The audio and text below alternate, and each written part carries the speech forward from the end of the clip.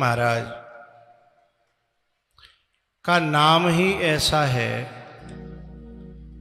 जिसे सुनकर के भक्त के हृदय में, भक्तों के हृदय में एक अलग अनुभूति होती है। भरत सरिस को राम सनेही, जग जप राम और राम जप जेहि। सारा संसार जिस राम का सुमिरन करता है वही राम भरत जी का सुमिरन करते हैं।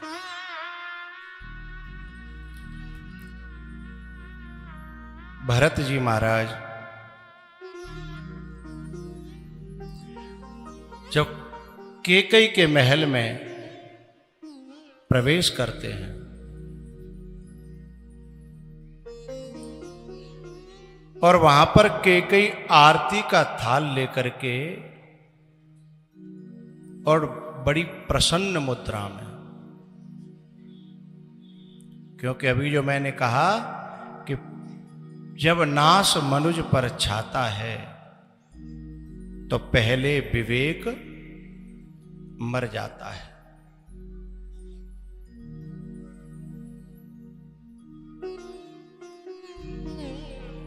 ये माताएं बिल्कुल शांति बनाए, बोले ना।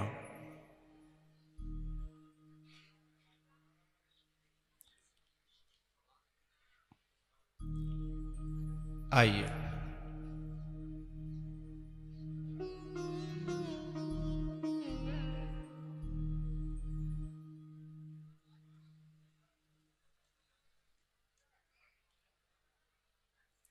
हाँ,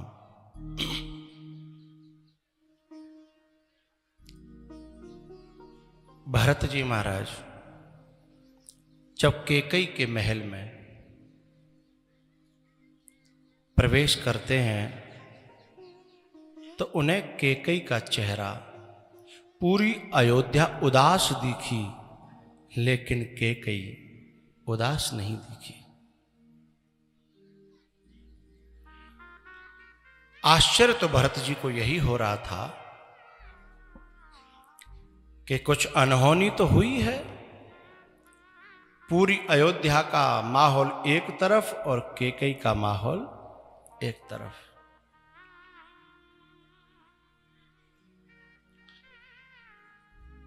जैसे कैकेयी ने अंदर प्रवेश किया और भरत जी ने पूछा कि मां, ये अयोध्या को क्या हो गया है, बात क्या है? मुझे बड़ा भय उत्पन्न हो रहा है, मेरे मन में अनेकों प्रकार के विचार उठ रहे हैं। तब कैकेयी कहती है,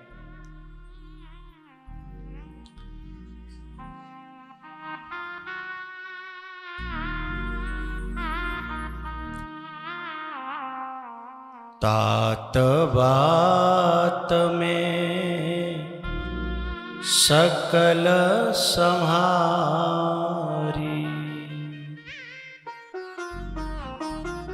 मैंने सारी बात संभाल ली है। भई सहाय मंथरा विचारी। मैंने बहुत हाथ पांव फेंके, लेकिन फिर भी विधाता कुछ थोड़ी सी बात बिगाड़ गया।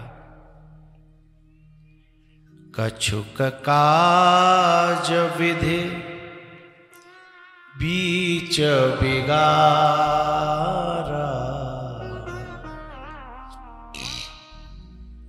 मैंने सारी बात संभाल ली बेटा, बस एक छोटा सा काम विधाता ने बिगाड़ दिया। बोले क्या? बोले तुम्हारे पिताजी इस दुनिया में नहीं रहे।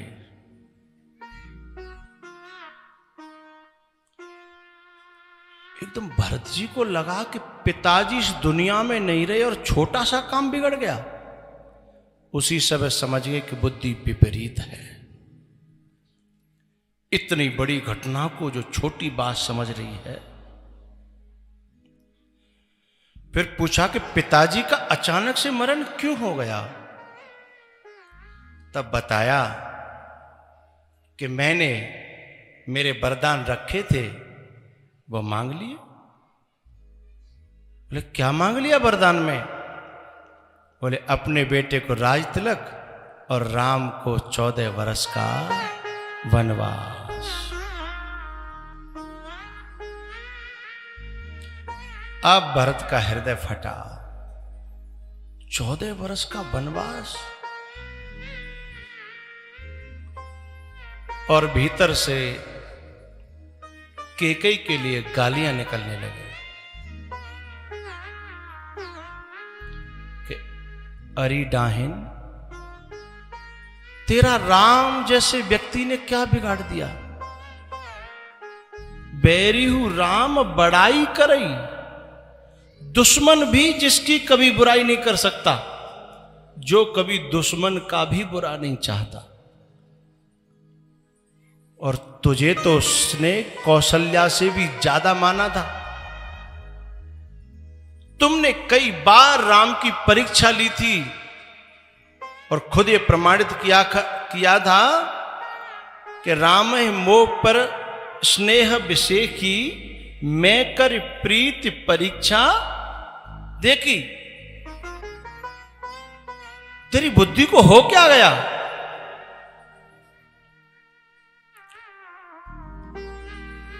और हे डाहिन, जिस समय तूने वरदान मांगने की सोची थी तब तेरा दिल फटा नहीं,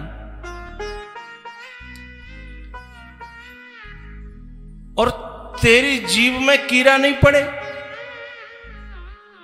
और तेरी जीभ गिरी नहीं, लड़खड़ाई नहीं।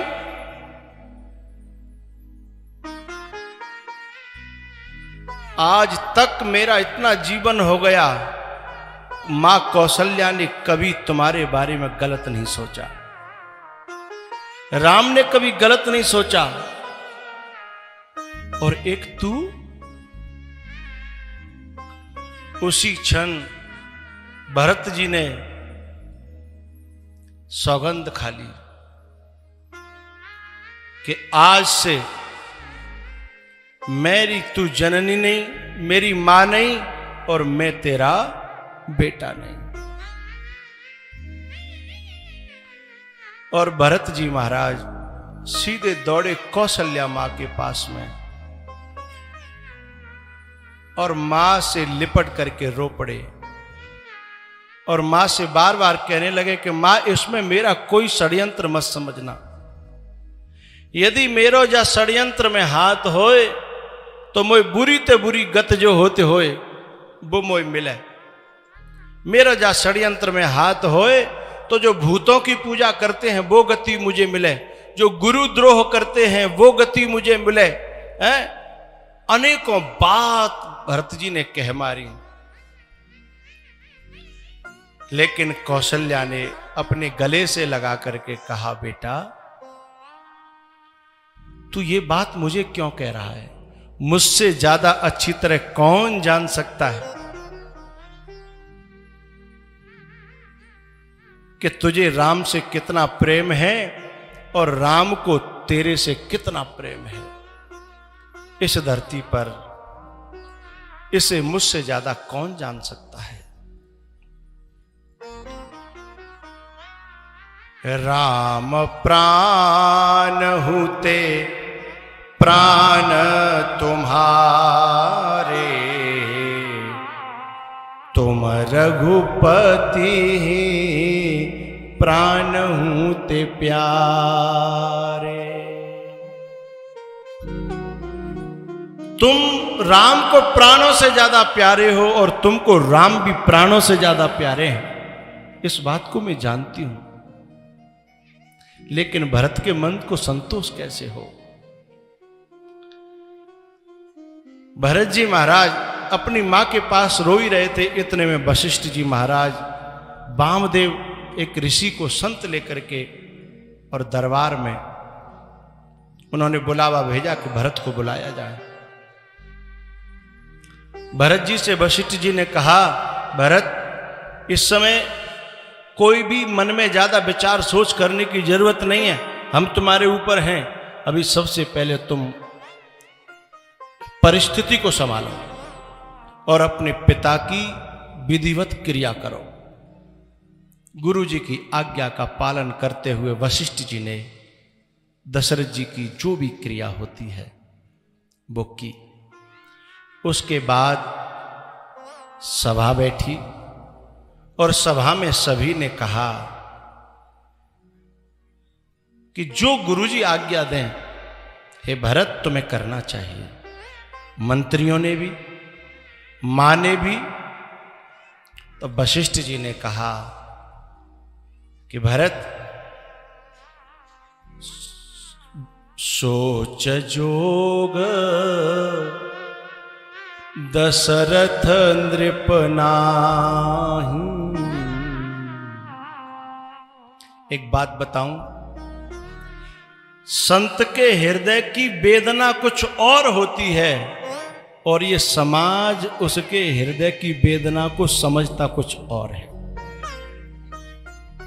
संत के हृदय की वेदना, अब भरत की वेदना दशरथ का मरण नहीं है, दशरथ के लिए सोच नहीं है। भरत ही बिसरे पितु मरण, समुझ राम बन गौन। पिताजी के मरने की बात तो वो भूल ही गए जब से राम जी के वन गमन की बात उन्होंने सुनी। गुरु जी उपदेश देने लगे हैं कि भरत, सोचिय वे प्रजो वेद विहीना, सोचिय वे प्रजो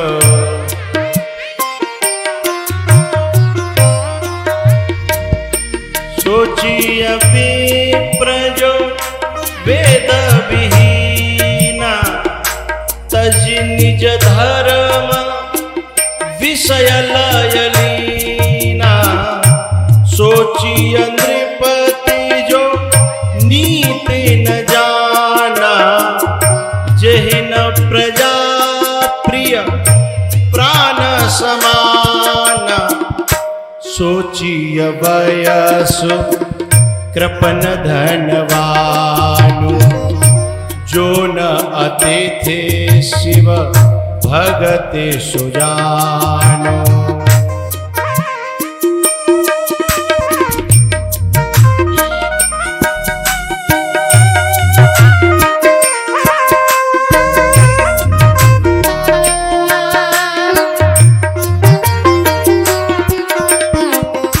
भरत, सोचने के योग्य तो ये हैं,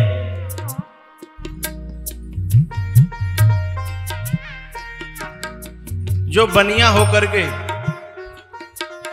और शिव की सेवा नहीं करता, धर्म के कामों में खर्च नहीं करता, वो सोच करने के योग्य है। भरत, वो नारी सोच करने के योग्य है जो पति के संग धोखा करती है, उनसे कपट करती है और अपनी मनमुखी काम करती है। सोचिय पुनिपति वंचक नारी, कुटिल कलह प्रिय इच्छाचारी,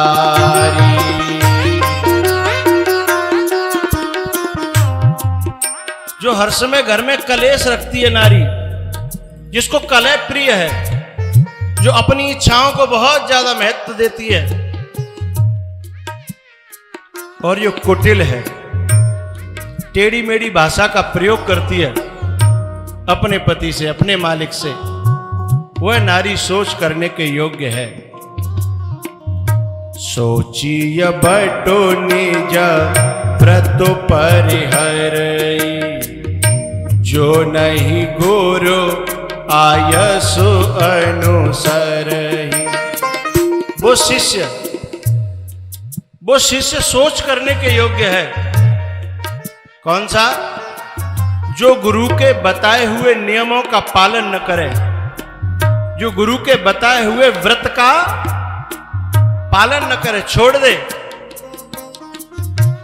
और गुरु जी की आज्ञा को न मान करके अपनी मनमुखी कुछ सिद्धांत बना ले, जो नहीं गुरु आयसो अनुसरहि,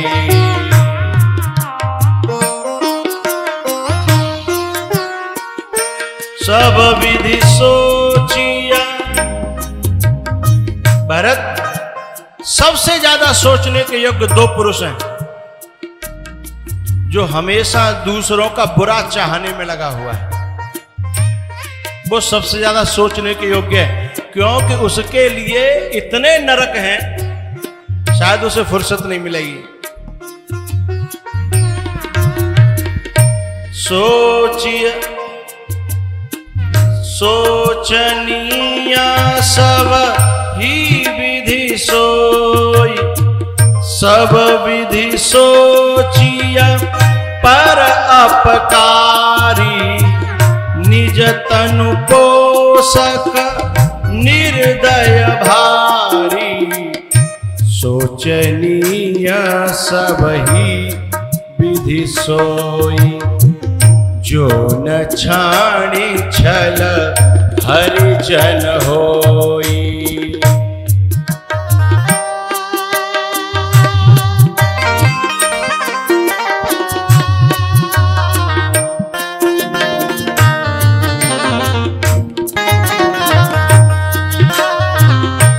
इतने धर्म बखान दिए।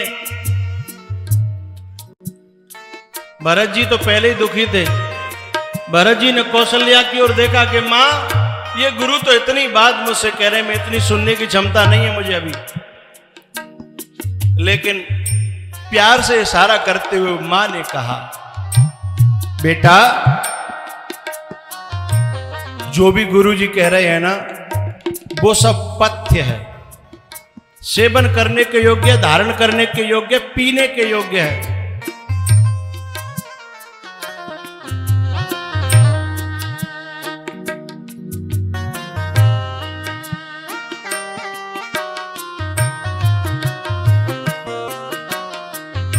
कौशल्या धरे धीरजु कहि, पूत पथ्य गुरु आयसु अहि।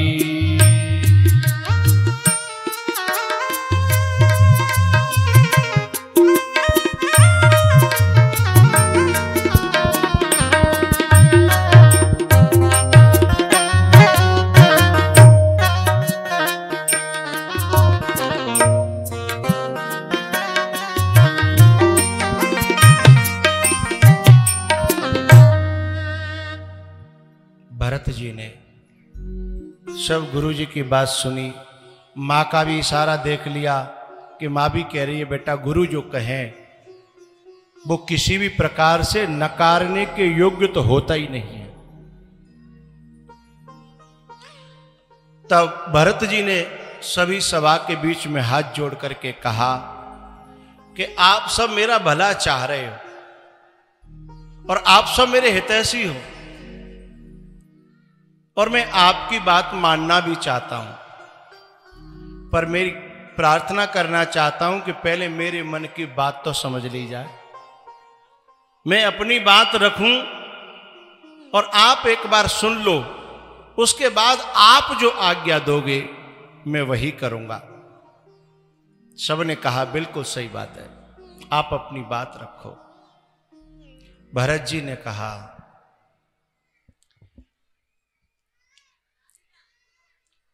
गुरुजी ने जो आज्ञा दी, मंत्रियों ने जो सहमति दी, मां ने जो सहमति दी, उससे मुझे कोई ऐतराज नहीं है, पर मेरी पीड़ा इतनी है। मैं पहले तो एक प्रश्न करना चाहता हूं, गुरुजी क्या सचमुच में आप लोग मिलकर के जो कर रहे हो मेरे लिए राजगद्दी का इंतजाम, क्या मेरे पिताजी की हार्दिक इच्छा यही थी?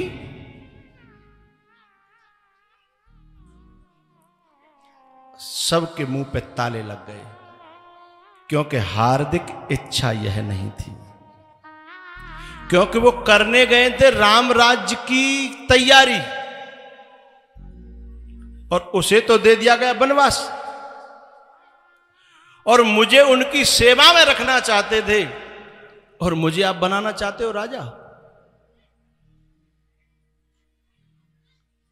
मैं आपसे एक बात पूछना चाहता हूं सभी सभासदों से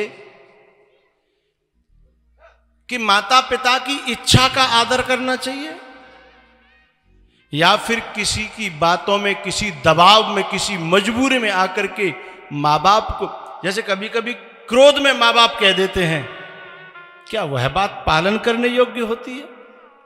या कभी कभी किसी के दबाव में माँ बाप कह देते हैं, क्या वह बात पालन करने योग्य होती है? सबने गर्दन हिलाई, बोले नहीं। तो मैं भी आपसे प्रार्थना कर रहा हूं कि आप पिता के मंतव्य की रक्षा नहीं कर रहे, आप तो इस पूरे खानदान का विनाश करने वाली एक कुबड़ी, एक कुबिजा, एक मंतरा, आप उसके मन की बात को और पूरे राज्य से मनवाना चाहते हो। इस विचार का उदय कहां से हुआ? यह विचार मेरे बाप का है या ये विचार किसी माता का है? यदि किसी की कनपटी पे बंदूक रख करके कोई उससे जो बुलवाया जाए, क्या वे उसकी सही आज्ञा है? सबने सिर हिलाते हुए कहा नहीं। तो फिर आप बार बार ये कह करके कि पिता की आज्ञा, पिता की आज्ञा, पिता की आज्ञा, आप खुद भी भ्रमित हो रहे हैं और मुझको भी भ्रमित कर रहे हैं।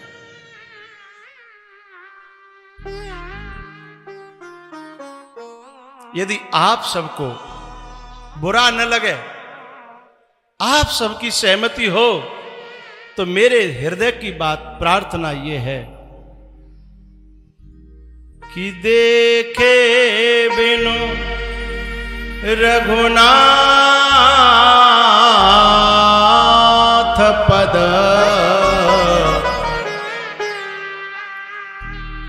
जिय की जरने न जा।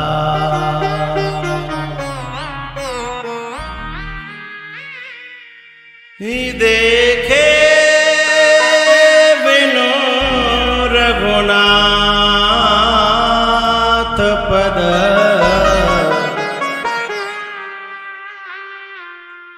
जिय की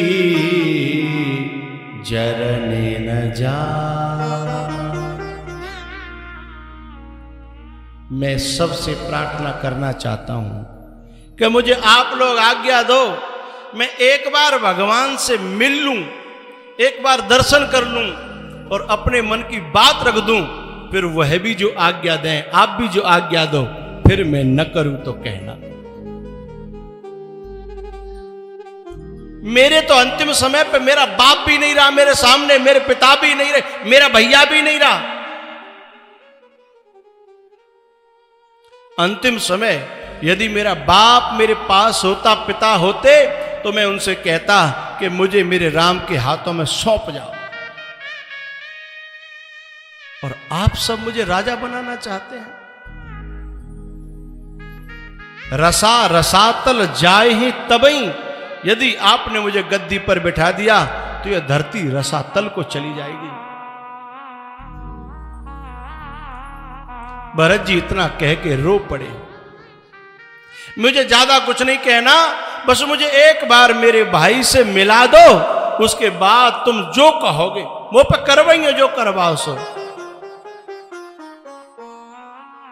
सारी सभा भरत जी की दीवानी हो गई। वाह भरत, ऐसा प्रेम भाई भाई में, ऐसा प्रेम स्वामी सेवक में, यह पूरे जगत के लिए एक मिसाल है, एक उदाहरण है, प्रमाण है। ऐसा भाई न होगा और न हुआ है, ऐसा भय। वशिष्ठ जी ने भी अपने दिल से आशीर्वाद दिया, बेटा हम तो केवल लौकिक धर्म की बात कर रहे थे, हमको गर्व है कि हमारा शिष्य लौकिक धर्म से ऊपर उठ करके इतना बड़ा त्यागी और इतना परम धर्म का मानने वाला, हमें गर्व है।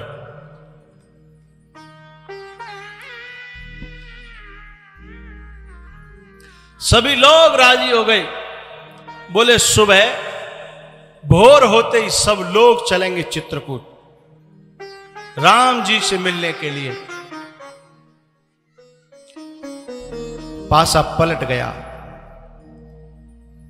लेकिन अभी तक जो सबसे सुखी थी दो, अब वो सबसे दुखी हैं। पासा क्योंकि जब साधु का संग होता है ना, तो बुद्धि जो खराब हुई थी वो बुद्धि सही होने लग जाती है, साधु का संग मिलते ही। और कुसंग मिलते ही बुद्धि खराब होती है। केकई का संग जब मंथरा से हुआ तो बुद्धि विपरीत हो गई, अपना भला ही बुरा दिखने लगा और बुरा भला दिखने लगा। और जैसे ही भरत का साथ हुआ तो कपाट खुल गए और पछताने लगी, हाय राम मुझसे ये क्या हो गया। और दुखी होने लगी कि मैंने इतना बड़ा अपराध कर दिया और मेरा राम मुझसे बिना कोई प्रश्न करे और जंगल चला गया। केकई रोने लगी, मंथरा रोने लगी।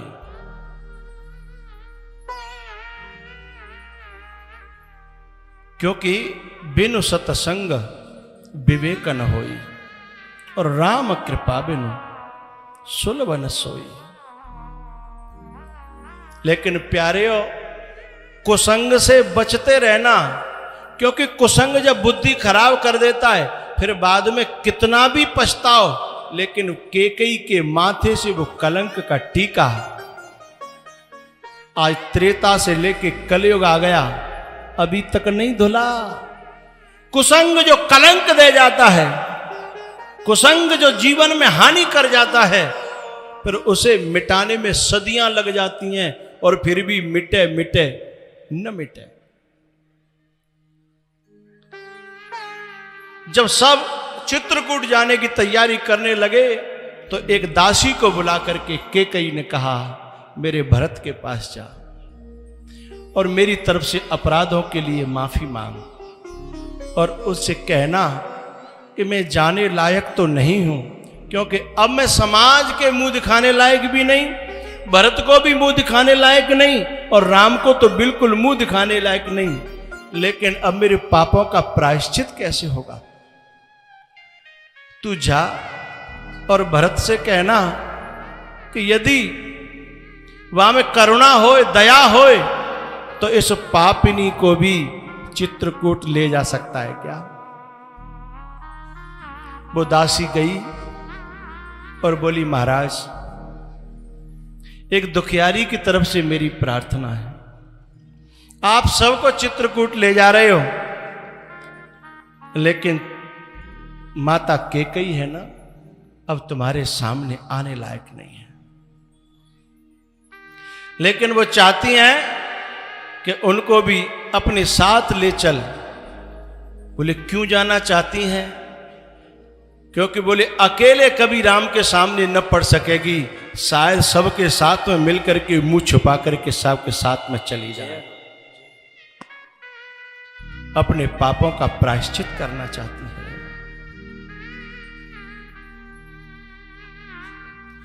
भरत जी ने कहा, मेरी दुश्मनी तो उनसे है जो राम विमुख हैं। जब केकई राम विमुख थी तो मेरा कोई नाता नहीं, लेकिन राम की तरफ कोई चलना चाहता हो तो मेरे कंधे और मेरा शीश उसके लिए तैयार है।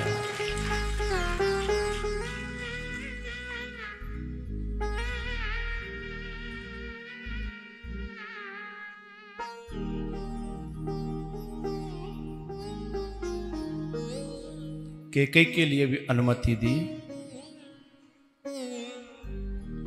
पूरा समाज चला है। आज वो लोग भी संग में जा रहे हैं जिनको राम जी तमसा नदी के किनारे सोते हुए छोड़ करके गए थे।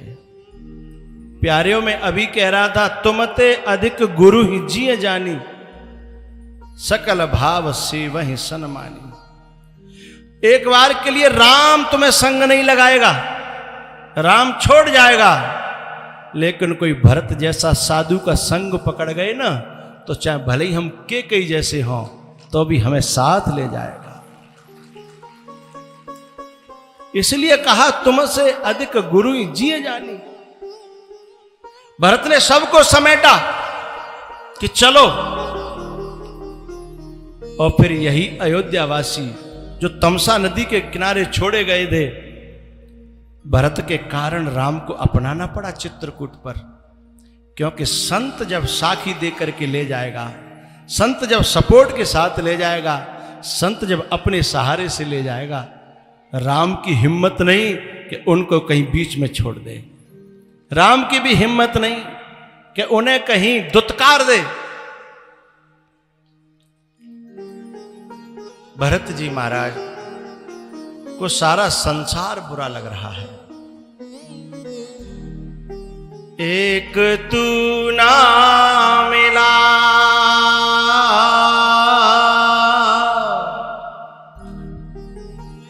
सारी दुनिया मिले भी तो क्या,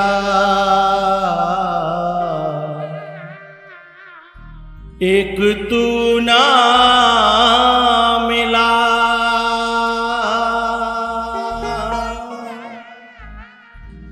सारी दुनिया मिले भी तो क्या, मेरा दिल ना खिला,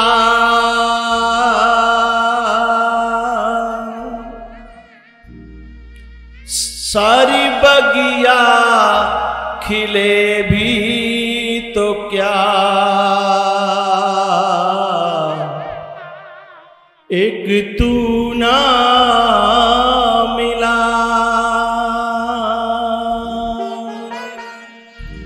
सारी दुनिया मिले भी तो क्या, मेरा मन ना खिला,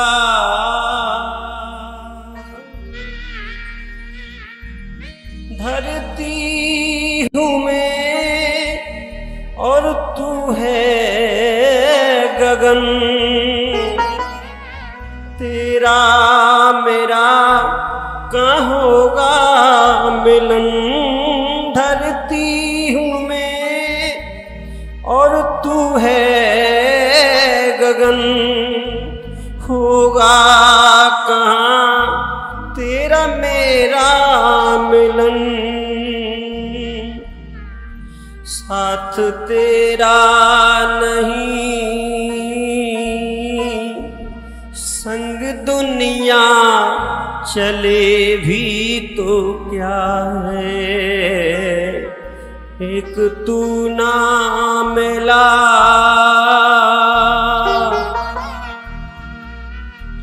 तुझसे लिपट कर जो रो लेते हम, आंसू नहीं ये मोती से कम। तुझसे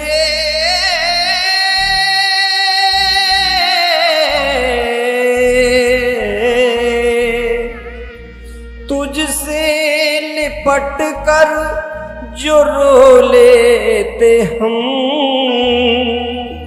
आंसू नहीं कोई मोती से कम। साथ तेरा नहीं, संग दुनिया चले भी तो क्या है, एक तू ना मिला।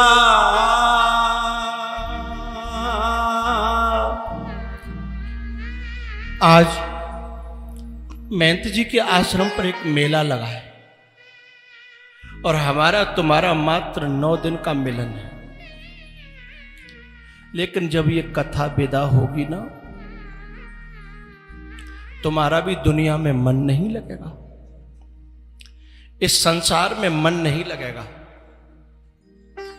हमारे तुम्हारे 6, 7, 8 दिन के मिलन से जब हम लोगों का प्रेम इतना हो सकता है, भरत और राम के प्रेम को किसकी दम है कि कोई गा सके।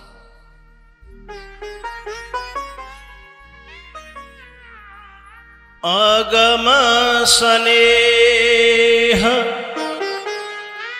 भरत रघुबर को, जहन जाय मन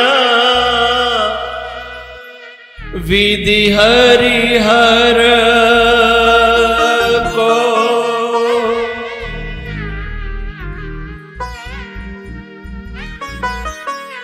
अगम स्नेह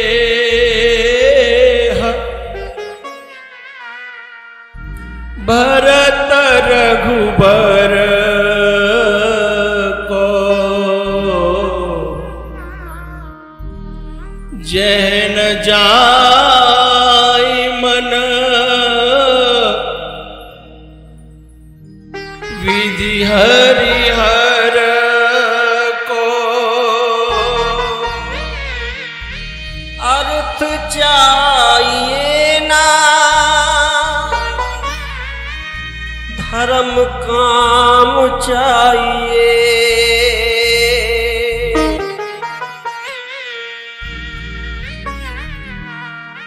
अर्थ चाहिए ना धर्म काम चाहिए। वो मुझे मेरा प्यारा बस राम चाहिए, वो मुझे बस प्यारा मेरा राम चाहिए। एक तू ना मिला सारी दुनिया मिले भी तो क्या, एक तू ना मिला।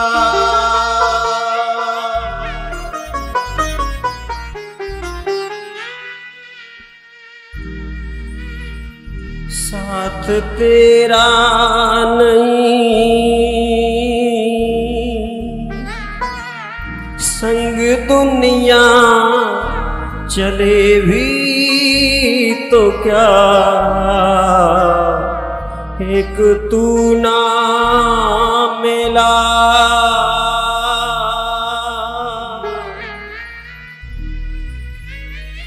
भगवान की तरफ जो कदम बढ़ रहे हैं अयोध्या वासियों के,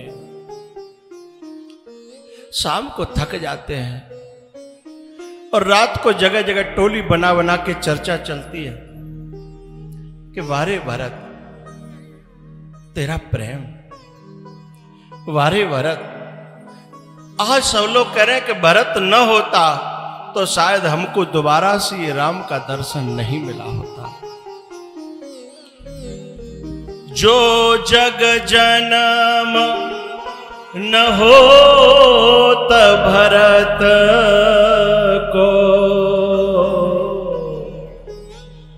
यदि भरत का जन्म न हुआ होता तो हमें कौन ले जाता राम के पास।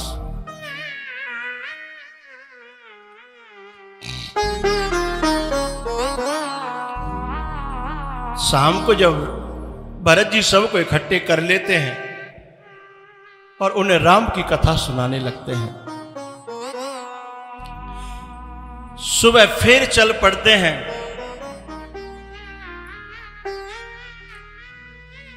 उनके पैर जो ऐसे पड़ रहे हैं लड़खड़ाते हुए। किसी ने पूछा कि ऐसे क्यों चल रहे हैं भाई ये? बोले इन्होंने पी रखी है।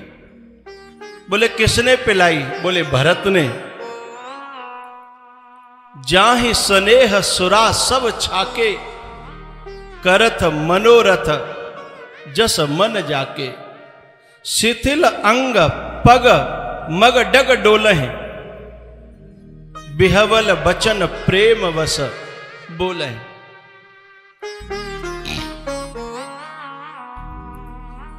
निषाद राज को खबर मिली श्रृंगवीरपुर में, लेकिन क्योंकि संसार के द्वारा कान भरे हुए थे, उसी प्रकार की बुद्धि थी, और उसने संसार की मनोवृत्ति से भरत को परखने की कोशिश की। मैं एक दिन कह चुका हूं भैया, साधु को संसारी बुद्धि से कभी समझना की कोशिश मत करना। साधु संसारी बुद्धि से समझा नहीं जा सकता। साधु को समझने के लिए पहले तुम्हें किसी साधु का संग करना पड़ेगा, और उस साधु से दृष्टि मिल जाएगी तो ही हम साधु को समझ पाएंगे। और यदि हमने अपनी मन की कल्पनाओं से साधु को समझने की कोशिश की और हम कोई गलती कर बैठे, तो जन्म जन्म भी का कम पड़ जाएंगे रोने के लिए, क्योंकि उस अपराध का प्रायश्चित न होगा।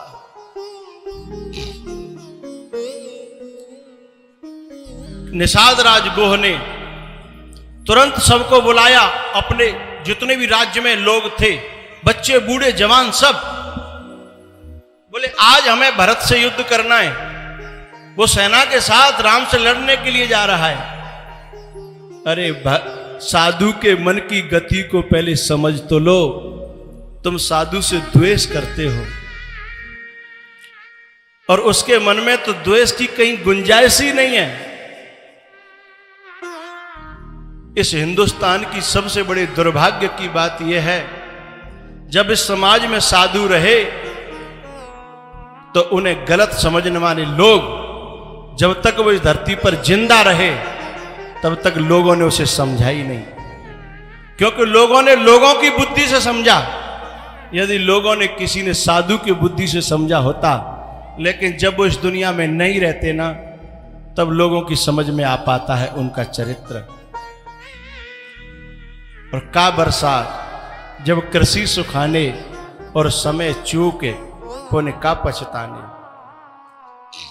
निषाद राज सभी से कहता है कि अपने अपने पास जो भी हथियार हैं वो उठा लो, लेकिन जिनके पास हथियार नहीं थे उन्होंने अपने कुल्हाड़ी, हैंसिया, दराती और ये सब ले लिए। छोटे छोटे बच्चों ने भी अपनी झोलियों में पत्थर भर लिए कि हम मार नहीं सकेंगे तो कम से कम खोपड़ी तो फोड़ देंगे। अब ये सारा षड्यंत्र किसके लिए? एक साधु के लिए, एक भरत के, एक राम के इतने प्यारे के लिए कि राम जिसका दिन और रात जप करते हैं। और दुर्भाग्य की बात ये कि राम के ही सेवक षड्यंत्र कर रहे हैं। निषाद राज कौन है? राम का सेवक है।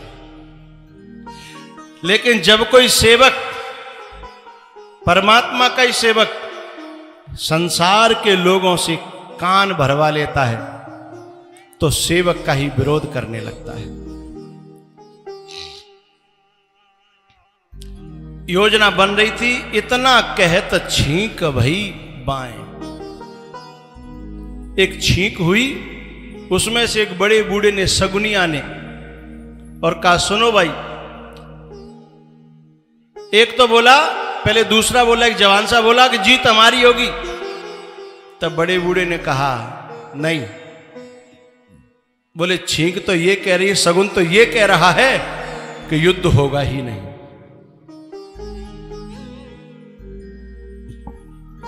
तब पहचान करने के लिए उनके सामने आहार भेजा गया।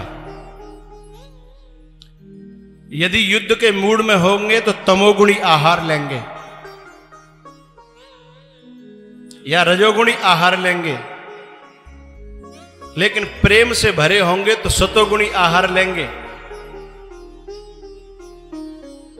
लेकिन जब आहार भरत जी के सामने गया तो लेना तो दूर, उन्होंने किसी आहार को देखा तक नहीं, क्योंकि वहां तो आहार की कहां इच्छा हो रही है, हृदय में दाह पैदा है। और भरत जी ने तीनों प्रकार के आहार की तरफ क्यों नहीं देखा?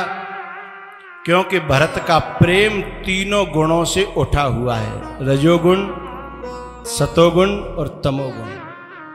इन तीनों से उठा हुआ प्रेम है भरत का, इसलिए तीनों आहार को देखा ही नहीं। तब निषाद राज उस सेना की तरफ बढ़ा और वशिष्ठ जी के रथ के सामने धरती में प्रणाम किया, अपना नाम, गांव और जाति बताते हुए। और वशिष्ठ जी ने ऊपर से आशीर्वाद दे दिया। भरत जी ने पूछा कि गुरुजी ये कौन है? तो गुरुजी ने कहा ये राम का सखा है। और इतना सुनते ही भरत जी तो ऐसे दौड़े और जाकर के उसे गले से लगा लिया। अब निषाद राज को गिलानी हुई कि मैंने क्या सोचा था ऐसे साधु के बारे में जो प्रेम से इतना भरा हुआ है, इतना लबालब भरा है। गिलानी के मारे निषाद मरने लगा कि काश मैंने कोई प्रहार कर दिया होता तो न तो मैं खुद को खुद माफ कर पाता, क्षमा कर पाता, और न मुझे राम क्षमा कर पाते। और मैंने ऐसा ऐसा सोचा ऐसे साधु के बारे में, धिक्कार है मेरे लिए, मेरी बुद्धि के लिए धिक्कार है। और हाथ पकड़ करके जैसे निषाद आगे ले जाने लगा, जब दोनों हाथ से हाथ मिलाकर के आगे बढ़े तो जो लोग तैयार हुए बैठे थे प्रहार करने के लिए, धनुष बाण, हैसिया, दरांती और कंकर पत्थर, उन्होंने देखा ये तो हाथ मिला के आ रहे हैं, अब क्या किया जाए? तो वो अपने अपनी पोजीशन लेकर के बैठे थे, वहां से निकल के आए। कोई पेड़ से उतर के आ रहा है, कोई मूंज के झुंड में से निकल के आ रहा है, कोई कहीं से निकल के आ रहा है। लेकिन हाथों में जब उन्होंने देखा कंकर, पत्थर, हैसिया, दरांती, भरत जी ने पूछा निषाद से कि भैया ये क्या है? अब निषाद और गिलानी से मर गया। मैं क्या बताऊं कि ये तुम पर प्रहार करने के लिए हथियार हैं। लेकिन भरत जी की समझ में आ गई बात।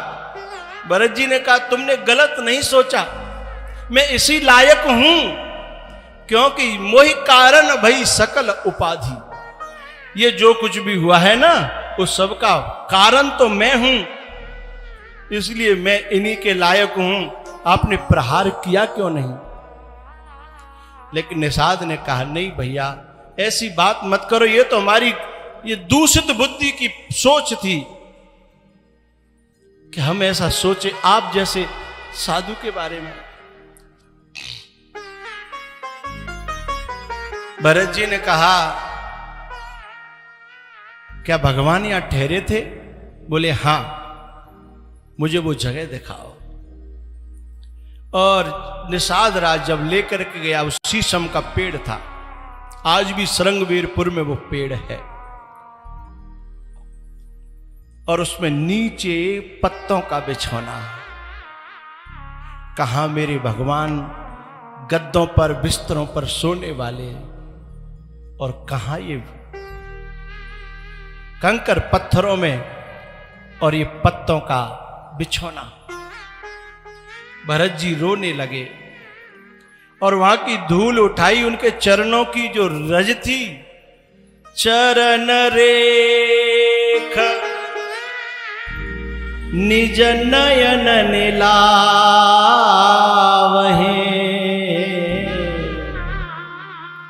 चरण रेख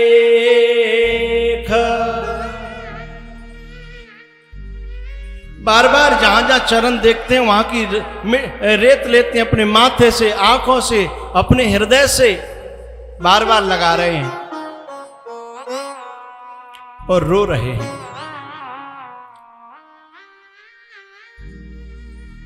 जैसे तैसे वो रात बिताई और सुबह निषाद राज ने कहा मैं तुम्हें ले चलूंगा, अब आगे का रास्ता मैं बताऊंगा।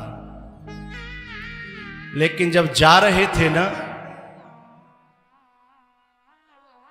तो दोनों एक दूसरे के प्रेम में ऐसे बावरे है गए कि रास्ता भूल गए।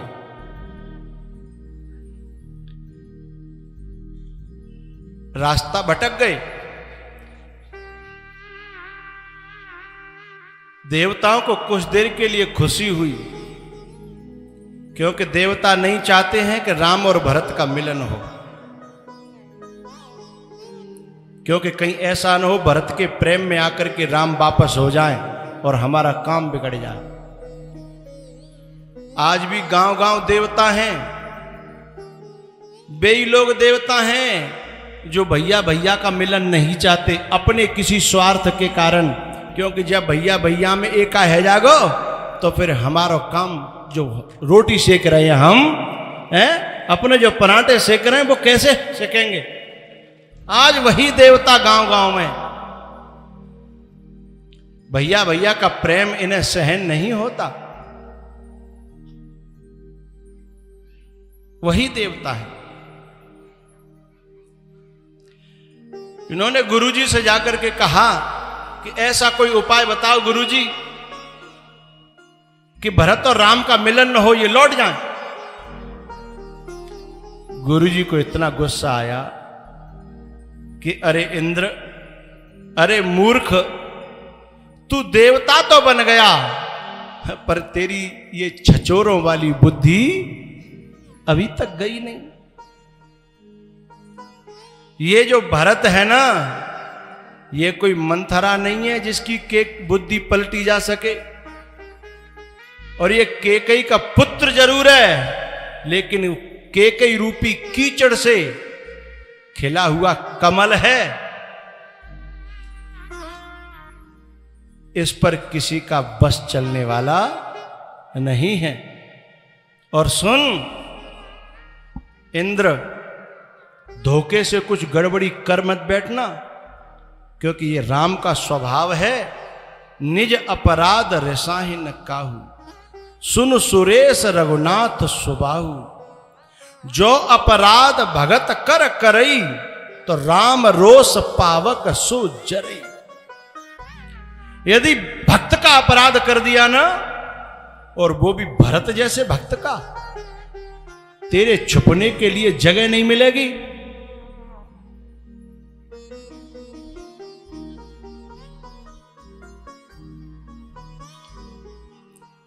बोले क्या करें? तो बोले अब तुम पे जितनी सेवा है सके भरत की करो तो तुम पे राम प्रसन्न हो जाएंगे। जैसे किसी बालक की सेवा से माँ बाप प्रसन्न होते हैं, ऐसे ही राम प्रसन्न हो जाएंगे। तो जैसे ये रास्ता भटके और उसी समय फूल गिराकर रास्ता दिखाने का काम देवताओं ने स्वयं किया।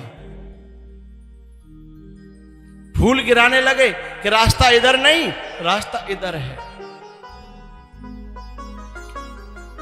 और पता है दुख तब होता है जब किसी साधु को दुनिया न समझ पाए तो कोई बात नहीं, पड़ोसी न समझ पाए कोई बात नहीं, भाई या गुरु भाई जब न समझ पाए तब साधु को बड़ा कष्ट होता है।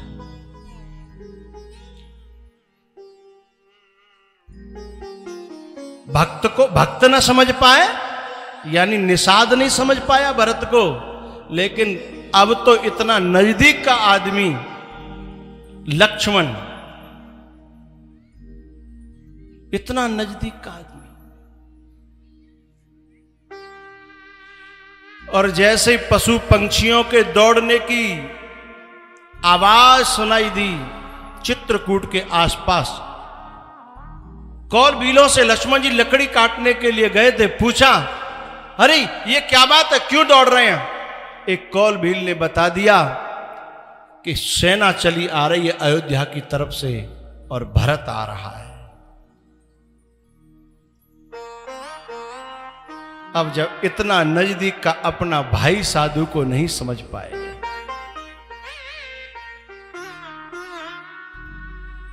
जबकि बचपन से ही इतने साथ रहा, देखा, जाना।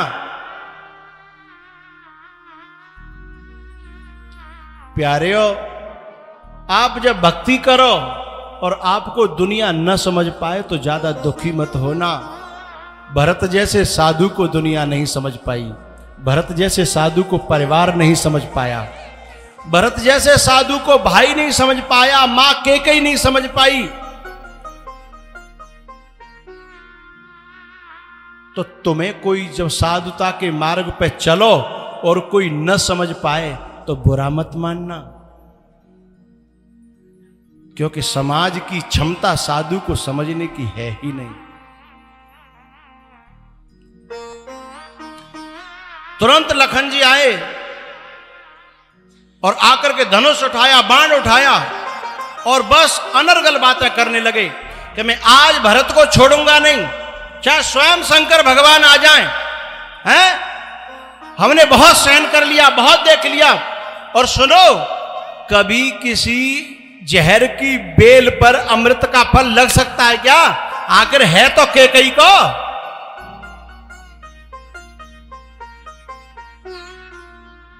इतने में आकाशवाणी हुई,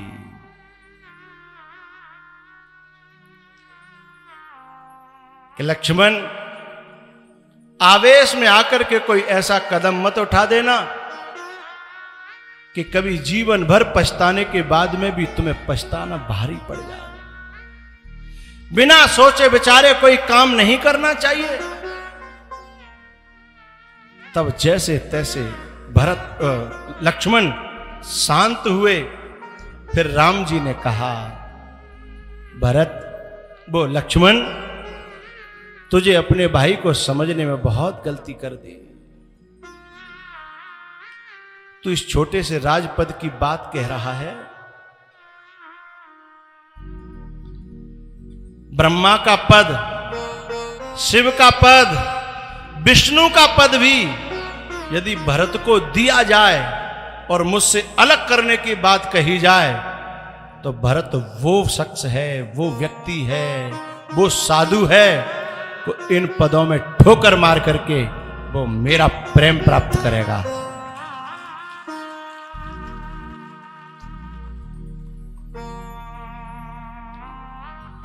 भरत ही होई न राजमद,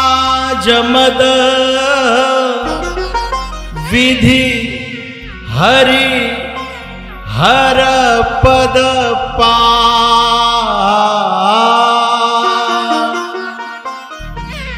कब हूं कि काजी सी करने, क्षीर सिंधु बिनसा।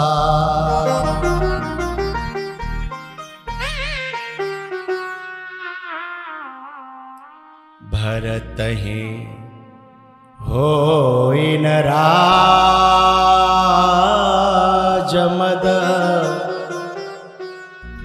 विधि हरि हर पद पा।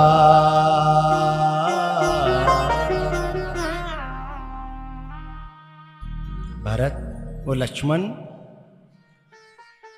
तू तो इन छोटे छोटे अयोध्या का एक छोटी सी गद्दी, ये मेरे भरत को डिगाएगी? कोई दुनिया का पद ऐसा बना नहीं है जो भरत के मन की वृत्ति को मेरे चरणों से अलग कर सके। लक्ष्मण जी शांत हुए। इधर चित्रकूट के नजदीक जब आ गए तो एक छोटे से टीले पे चढ़ा करके निषाद ले गया भरत जी को और वहां से बोझा उठा करके कहने लगा, देखो वो पेड़ है ना, उन पेड़ों के बीच में जो बरगद का पेड़ है, उस बरगद के पेड़ के नीचे जो है भगवान बैठे हैं। वहीं से भरत जी ने दंडवत करना प्रारंभ कर दिया। पाहि नाथ कहे पाहि गोसाई, भूतल परेऊ लकुट की नाम।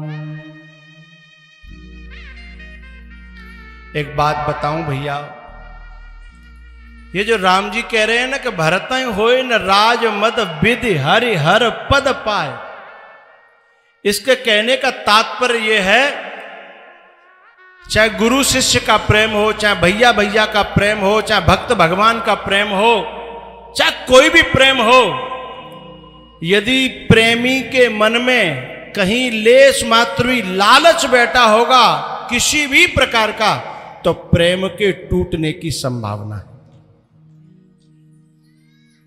लालच यदि बैठा है और यदि उस लालच को दिखाने वाला आ गया और वृत्ति यदि लालच में चली गई तो प्रेम टूट सकता है। लेकिन भरत जी को है जिन्होंने स्वयं त्रिवेणी संगम से और भरद्वाज जी से केवल एक ही प्रार्थना करी, धर्म न अर्थ न काम रुचि, गति न चहूं निर्वाण।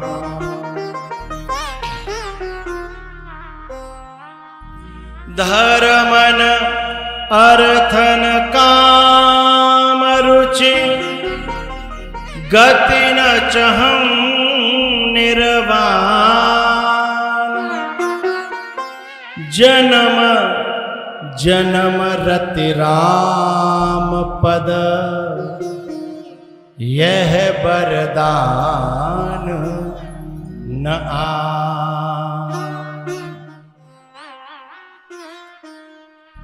धर्म, अर्थ और काम और मोक्ष तक भी जो ठोकर मार सकता है, फिर उसको डिगाने वाला कौन है तीनों लोकों में? धरती की तो बात छोड़ो, तीनों लोकों में उसे कौन डिगा सकता है?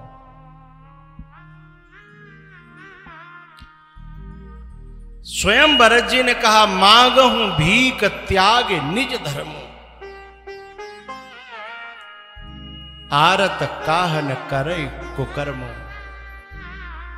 वैसे मेरा धर्म नहीं है, लेकिन मुझे ऐसे धर्म की भी जरूरत नहीं है। यदि मुझे राम का प्रेम मिलता हो धर्म छोड़ के, तो मैं धर्म को छोड़ दूं।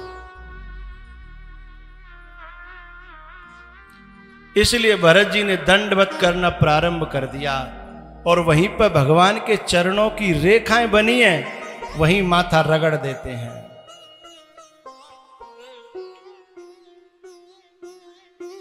दंडवत करते करते उन लता और वृक्षों के उस झुंड में से, और भरत जी जैसे अंदर जैसे ही दंडवत करते हुए गिरे, उधर राम जी की पीठ थी और लखन जी का मुख था। जैसे भरत जी की हालत और भरत जी का रूप और भरत जी का चिंतन देखा, लखन जी ने उठ करके राम जी को प्रणाम किया। राम जी ने कहा, प्रणाम क्यों कर रहा है? बोले, मैं कर नहीं रहा हूं, मैं आपको प्रणाम करके बता रहा हूं, ऐसे आपके पीछे भैया भरत प्रणाम कर रहे हैं। मैं तो आपको बता रहा हूं। और जैसे ही भरत का शब्द सुना, उठे राम सुने प्रेम अधीरा,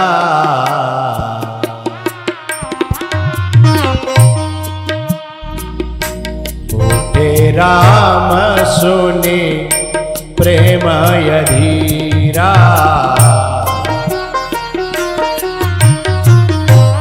उठे राम सुने प्रेम अधीरा। उठे राम सुने प्रेम अधीरा। कहूँ पट कहूँ निसंग धनु तीरा।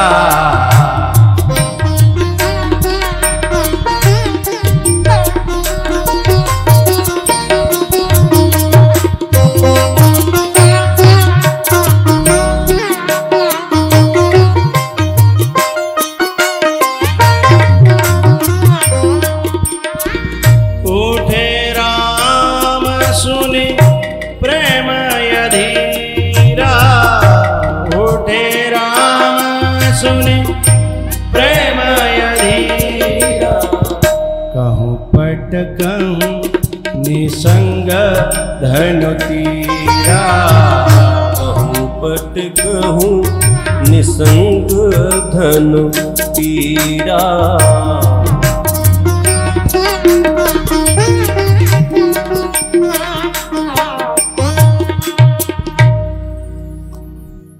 राम दौड़ पड़े, कहीं निसंग, कहीं धनुष, कहीं तीर।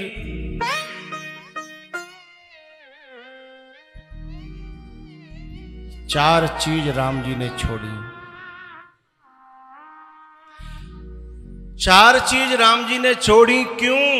क्योंकि राम का भक्त भी चार चीज छोड़ के आ रहा है।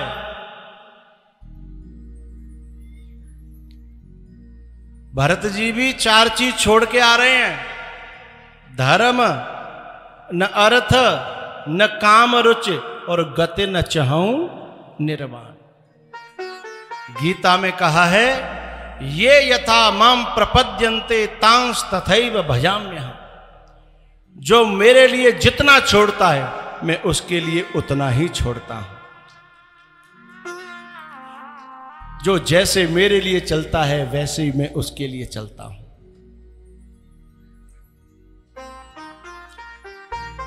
राम जी दौड़े और भरत जी गिरे हुए हैं। राम जी ने कंधे पकड़ करके उठाने की कोशिश की। भरत जी कह रहे नहीं, मैं उठने लायक नहीं हूं, मुझे यहीं रहने दो। लेकिन राम जी ने जबरदस्ती घुटमुन तक उठा लिया। फिर राम जी को स्वयं घुटमुन होना पड़ा और दोनों घुटमुन होकर के एक दूसरे से लिपट गए।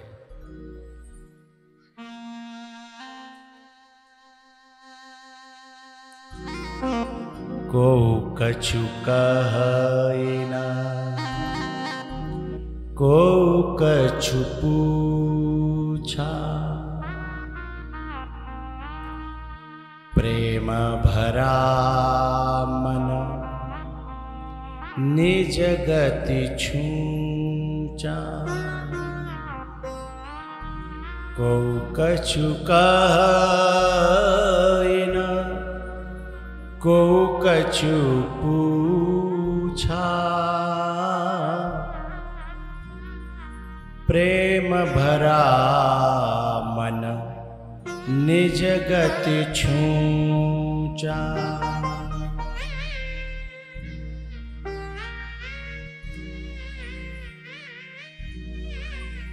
एक दूसरे से बात नहीं कर रहे, बस अश्रुपात हो रहा है। राम जी की आंखों के आंसू पूरे भरत के शरीर को भिगा रहे हैं और भरत जी की आंखों के आंसू राम के पूरे शरीर का अभिषेक कर रहे हैं।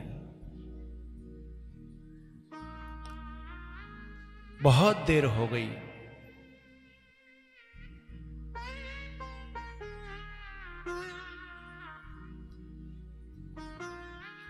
जब कभी सच्चे प्रेमी मिलते हैं तो वहां बातें ज्यादा नहीं होती। बातें तो संसार के लोगों में हुआ करती हैं, क्योंकि प्रेम बातों का मोहताज नहीं है। प्रेम हृदय की चीज है।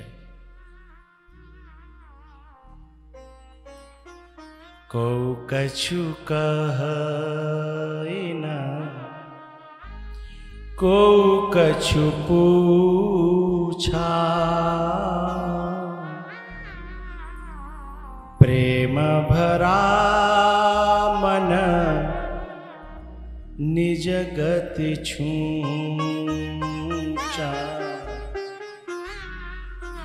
प्रेम भरा मन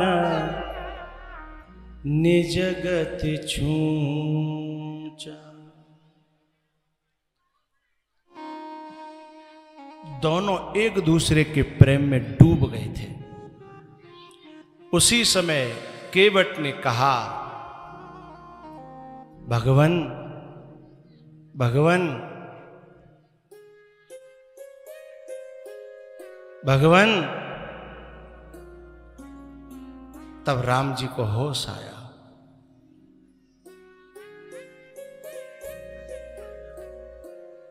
तो केवट ने कहा, बताए पीछे और भी बहुत लोग हैं, गुरुजी हैं, माताएं हैं और बहुत अयोध्यावासी हैं, जिन्हें आप तमसा नदी के किनारे छोड़ करके आए थे। उन सबको ये भरत साथ लेकर के आए हैं।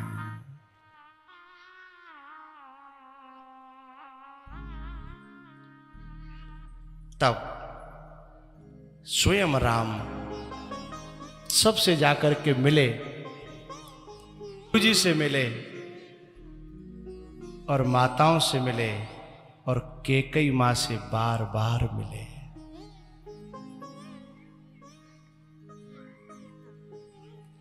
और बार बार कैकेयी मां को कहने लगे, मां जीव फिरत माया कर प्रेरा, काल कर्म स्वभाव गुण घेरा। मां इसमें तेरा कोई दोष नहीं है, लेकिन कैकेयी कह रही है, तेरे कहने से होगा क्या? मेरा कलंक तो पूरी दुनिया में जग जाहिर हो गया। और कलंक लगाने के लिए तो समाज सब तैयार हो जाता है, लेकिन छुड़ाने में कोई सहारा नहीं होता। तेरी बात कौन मानेगा?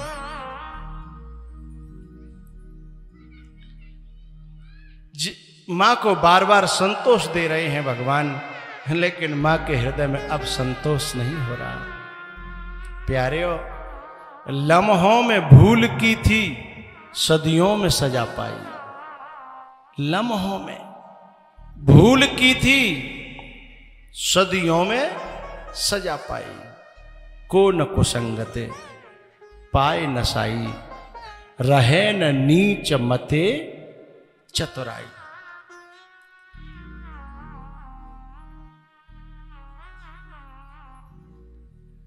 शाम को सब अपने अपनी जगह पर रखे गए, उनके लिए जगह तैयार की गई। अब भरत जी अनेकों बात विचार कर रहे हैं कि कैसे कहें, का कहें, को कहेगो। तब भरत जी कौशल्या के पास में गए रात्रि में और कहा, मां तुम आज्ञा करोगी तो राम जी उल्लंघन नहीं कर पाएंगे। लेकिन मां ने कहा, भरत जब कोई इतनी आज्ञा मानता हो तो आज्ञा देने वाले को भी सोच समझ करके आज्ञा देनी चाहिए।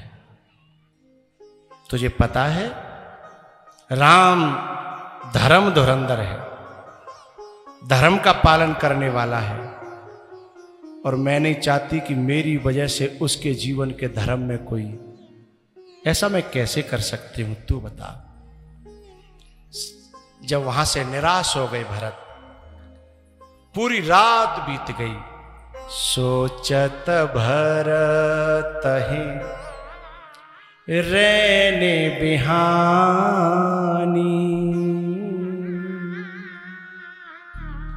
एक जुगुती न मन ठहरानी। सोचत भरत हैं रहने बिहानी,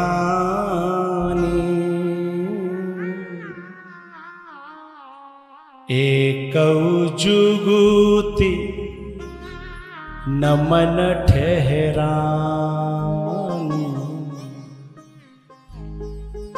एको बात एको युक्ति जमी नहीं। सुबह सभा हुई, उधर से जनक जी का समाज, पूरी जनकपुरी के जितने भी गणमान्य लोग थे, और सीता जी की मां सुनैना, वो हाँ सुनैना,